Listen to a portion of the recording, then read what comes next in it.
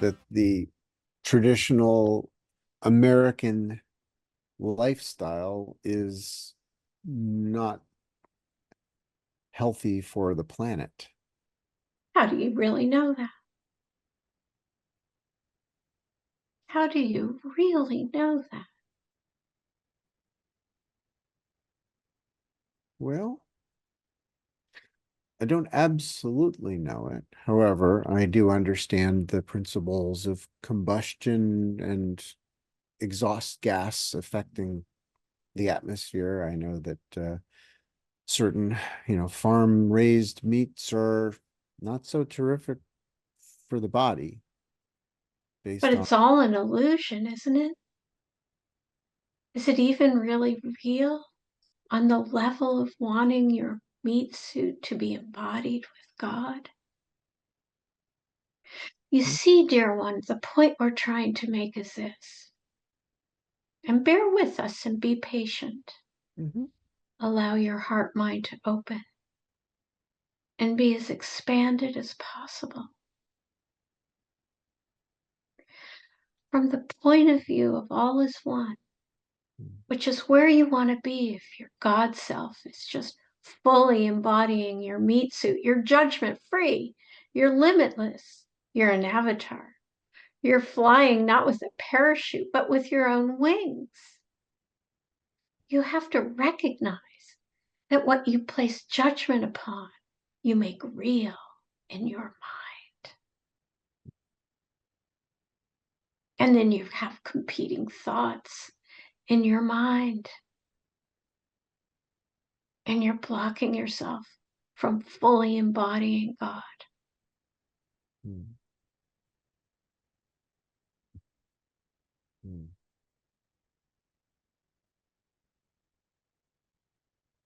Jealousy and envy, as you were discussing, is quite in your face competition, isn't it? Mhm.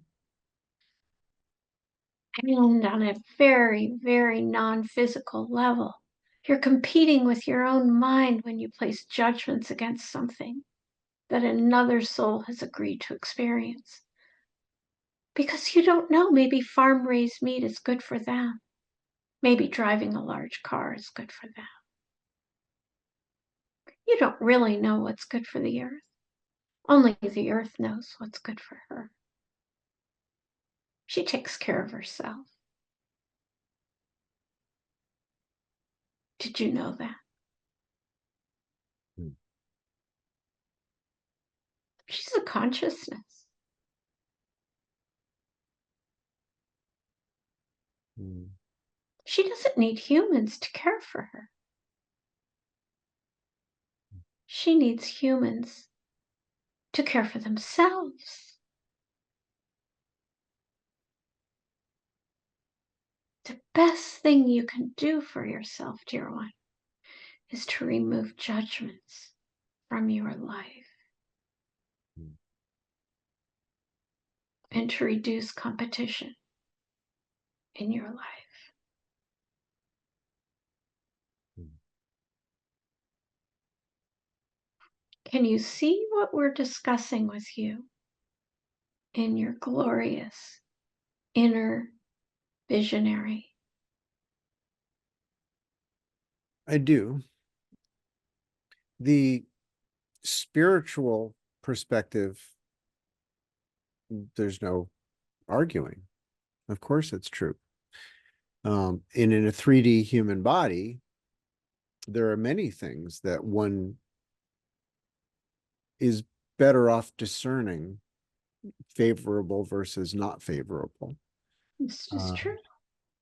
uh, we are with nearly 9 billion people on the planet. I think we do need to revisit our ways of being, our ways of living, our ways of taking, um, the trees that we chop down and the oil that we spill into the ocean. And it doesn't have to be a judgment on the human beings, but on the behaviors. So, dear one, do you spill oil into the ocean?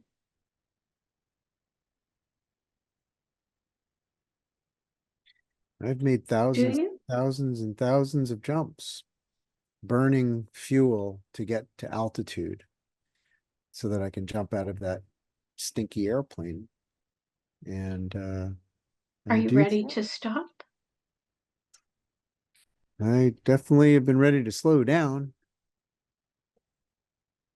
No, I still believe it serves a purpose that offsets uh, the cost by adding value.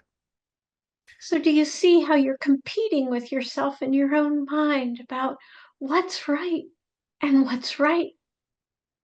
Mm. Do you see how you're creating your own inner consternation? Yep. So, dear one, your focus on the external world and what you need to do for the grand scale of all isn't helping you. Help yourself. Mm. You want to do so much for the greater whole. Well, first, you must do so much for your greater self, right? Hmm. Don't you teach your beloved children to make sure they're safe on a hike? You're going to take their friend, your child, to be safe on the hike so that if their friend is not, your child can help their friend, right? Hmm.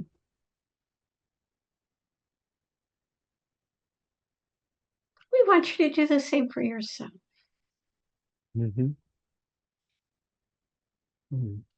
So, the way you will embody that lesson of in your safety, in your defenselessness, your safety lies, is your capacity to stop creating competing thoughts in your mind.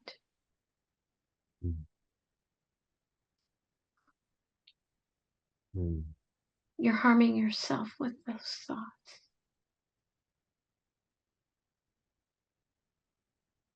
Mm.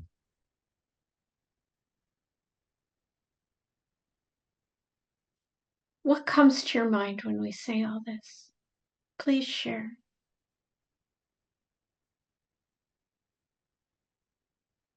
If a mindset is shifted all the way into absolute radical acceptance, one could also interpret that mindset as completely impotent to create improvement because there's no need for improvement from the mindset that all is well as it is. Correct?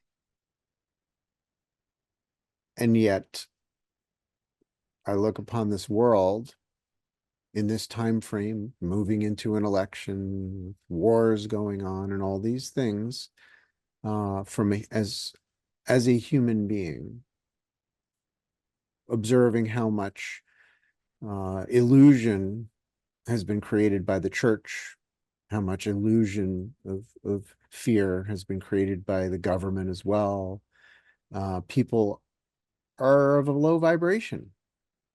It's just an empirical value of their emotional tone. And yes, it is a judgment by my part to say that love is favorable to fear. Love is favorable to fury. And my concern is if I rise up into this infinite space of all is well, don't bother trying to help the humans, it sounds a lot like giving up on them. Wow.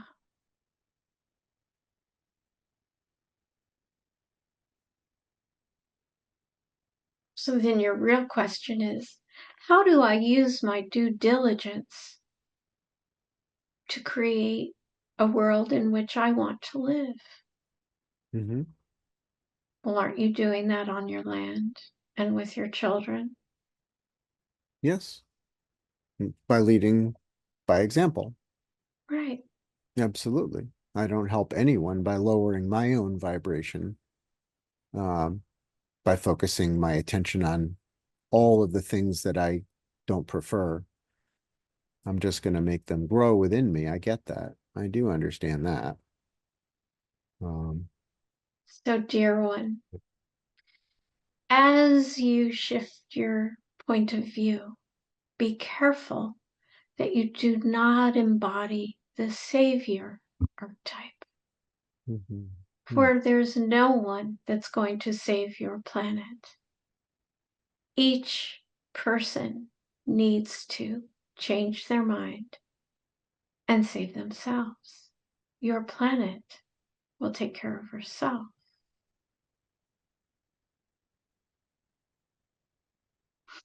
If you take care of yourself and you change your mind and you use your due diligence to embody your light, your meat suit with your light, if you use your due diligence, you radically accept that you are the light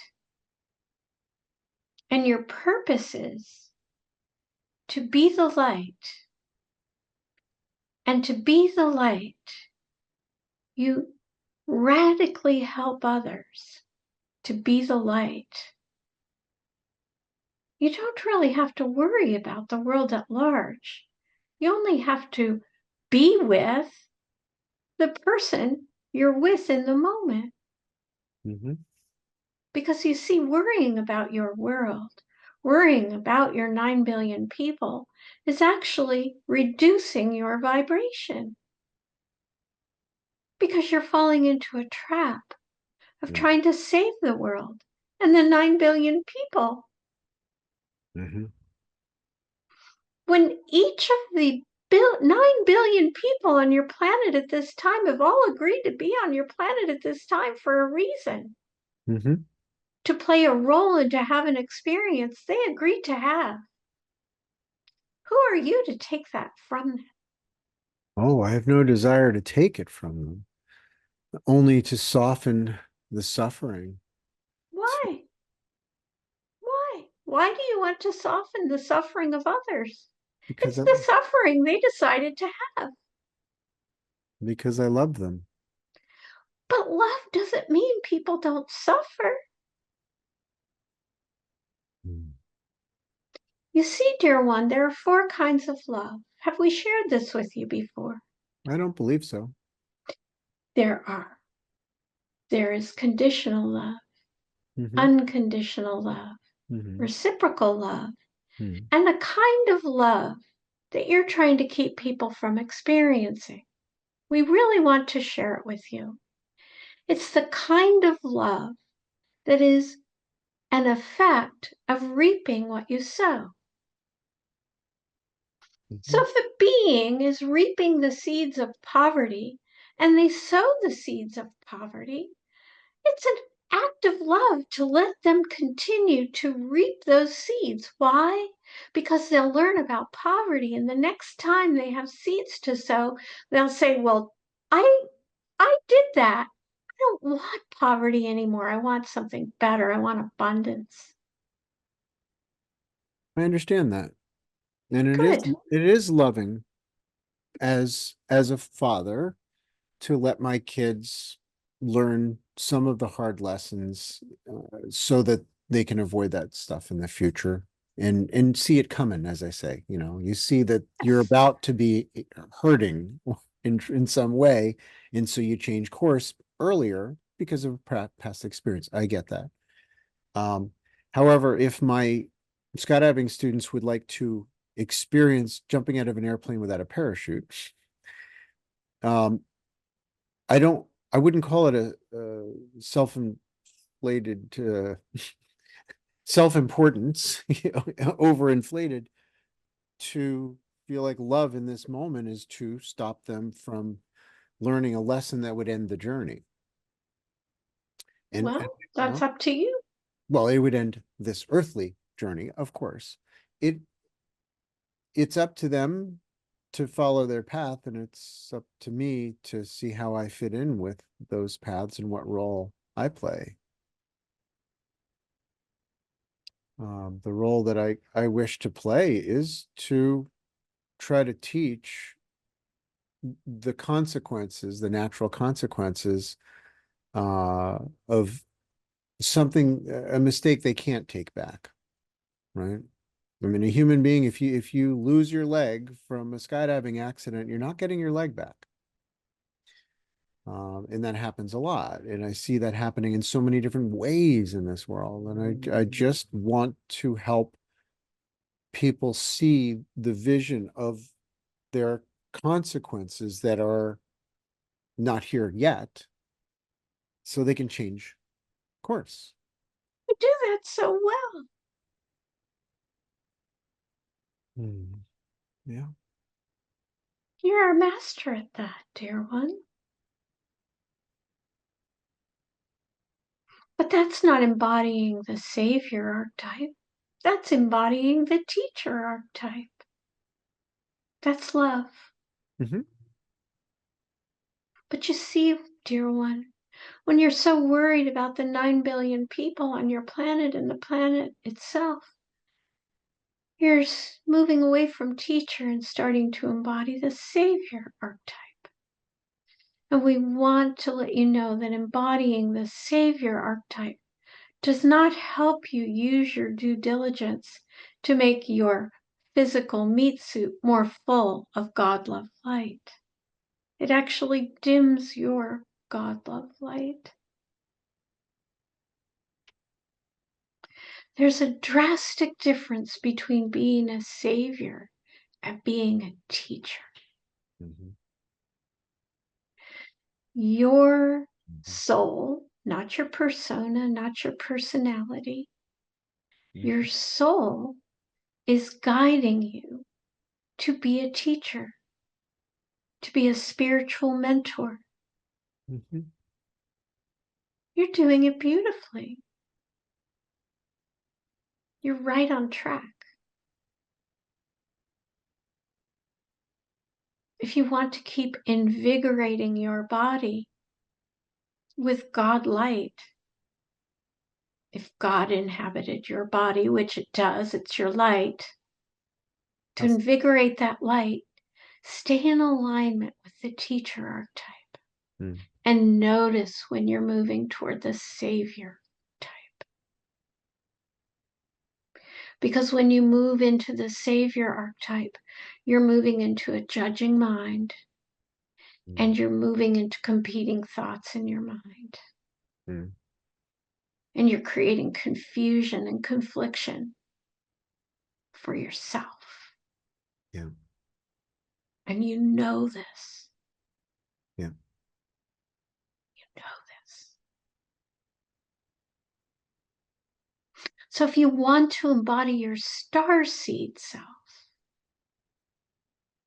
which would be meaning embodying your Arcturian self, which is a higher frequency vibration than, let's say, your human self, it's just all part of the hologram, right? Mm. Which your Arcturian self is just a separate aspect from your God self, right? Mm. You would want to be embodying the teacher archetype, not the savior archetype. When you're embodying the savior archetype, you are caught in the human way, the 3D way. You see, dear one, we want to explain something to you about this 3D, 4D, and 5D idea. May we do that? Please do. You see, it all kind of happens at the same time. Ascension isn't an event. Ascension is a change of mind. Mm-hmm. So if you're in your competing thoughts, your judging thoughts, of course you're in your 3D mind, right? Mm-hmm. And sometimes you need to be like, make wise judgment as you drove to the grocery store to maybe veer away from a car. Our dear one says that would be wise judgment. Mm-hmm.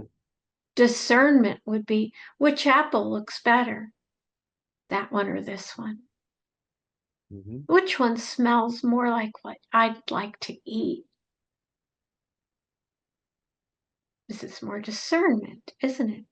Mm-hmm. Looking at all the foods, what would my heart like for me to eat? That's what's going to keep you invigorated, dear one. Looking at all the foods and asking your heart, not your physical heart, your spiritual heart, what makes my heart sing? Mm-hmm. That is what you buy. That is what you eat. But we digressed for a moment. Well, it's all part of it. Yes, you asked the question, so we answered it. Mm-hmm. But the point we're getting at is when you shift from judgment to discernment and you're using your heart, you're in the fourth dimension. Mm-hmm. Right in the moment, being a human, Mm-hmm. because you're in the dimensionality of love, which is the bridge between the third and the fifth dimension. The fifth dimension is unification with God, love, mind. Mm-hmm. When you're out there creating a path in your forest, aren't you in communion with God? Oh yeah. Aren't you knowing that your meat suit is inhabited by God? I do know that. Yes. So suddenly you moved from the third to the fifth with the bridge of the fourth. Mm-hmm. Love. Unconditional love for the experience you're having. Mm-hmm. Reciprocal love with the nature spirits and the plant divas, the Mm-hmm. fairies, the elves, the elements.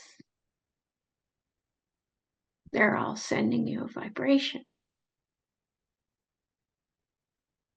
You're starting to get it. Mm-hmm. When you're out there, you don't have competing thoughts, do you? Not at all. No. Until I see a piece of garbage on the trail and then I fall into judgment about litter bugs. Yes.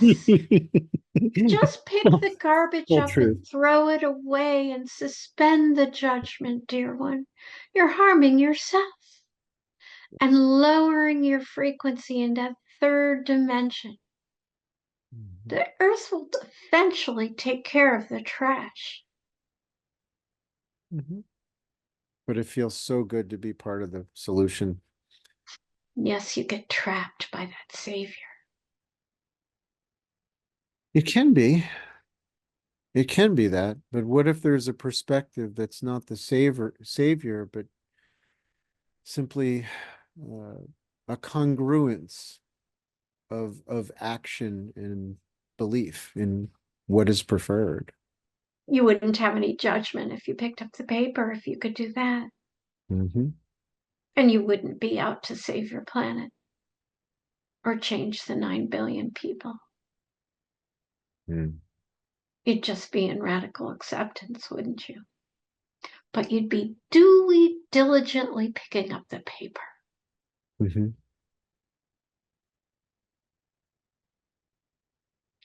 Is this making sense to you? Yeah. Good.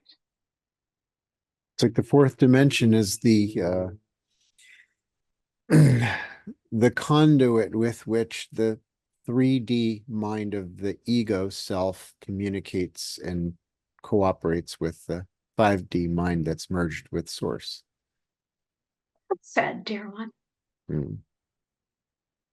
Yeah. Feel free to broadcast that to the world.